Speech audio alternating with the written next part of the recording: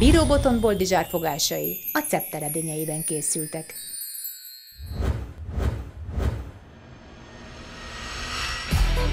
Itt a nyár, a jó idő, jöhet a grillsütő.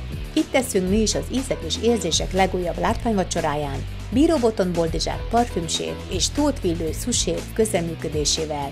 Irány a grillezés! A grillezés eredeti jelentése, hogy az ételt rácson vagy rostéjon sütjük meg. Erre azonban alkalmas lehet a tűzhely is, főleg ha megfelelő konyhai eszközök állnak a rendelkezésünkre.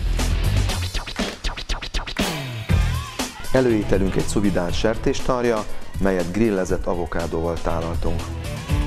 A grillezés bármilyen egyszerű műfajnak is tűnik elsőre, igényel némi tapasztalatot és hozzáértést.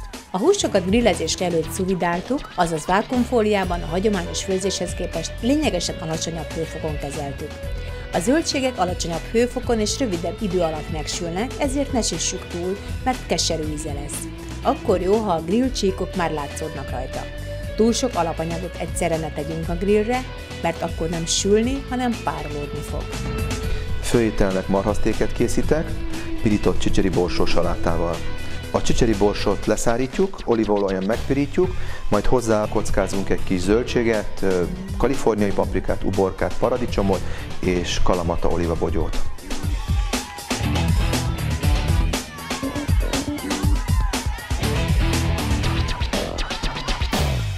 Az igazi szték nem más, mint egy gyorsan megsütött szép darab hús.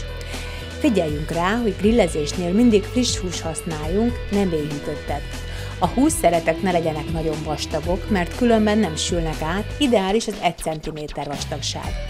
A húsokat grillezés közben nem szabad villával megszúrni, mert kiszáradnak. Ne is forgassuk sokat a hússzereteket, elég egyszer, amikor a hús oldala és teteje a hőtől elfehéredik. Következő főételünk egy hamburger háziasan, roppanos kovászos uborkával tálalva. A hamburgert klasszikusan fűszerezzük, a közepébe egy kis csedársajtot teszünk, majd a tetejére szintén csedársajtot olvasztunk, tetejére pedig egy pirított bacon szalonnát teszünk.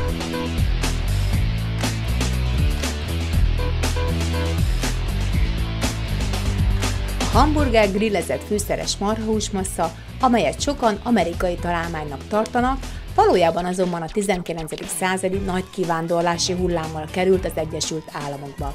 Mivel Hamburg volt a legforgalmasabb kikötő, ahonnan a kivándorlók útnak indultak, ennek alapján nevezték el hamburgernek. Eredetileg gombóc formájú volt, amelyet a könnyebb fogyaszthatóság kedvéért lapítottak le. Aki nem cepteredényt használ, az tehet alulra egy csepp olajat, esetünkben azonban ez felesleges. Desszertünk egy grillezett halommisajt, narancsal és mézzel fűszerezve. A tetejét pedig fahéjjal szórjuk meg. A halommisajt egy kétféle tejből készült sajt, kecske, illetve juhtejből és szárított mentával fűszerezik.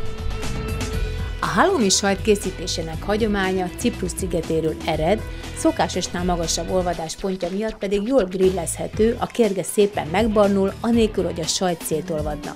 A ciprusiak a meleg hónapokban görög dinnyével fogyasztják, de illik hozzá mindenféle saláta, zöldség vagy gyümölcs, szóval érdemes új ízkombinációkat is kipróbálni, hiszen az illatok és ízek csodákat tehetnek velünk, messzi tájakra röpítenek, régi emlékeket idézhetnek, ihletet adnak és mindenekelőtt jó kedvet derítenek. A B-terv lakásétterem fogásai a Czepter edényeiben készültek.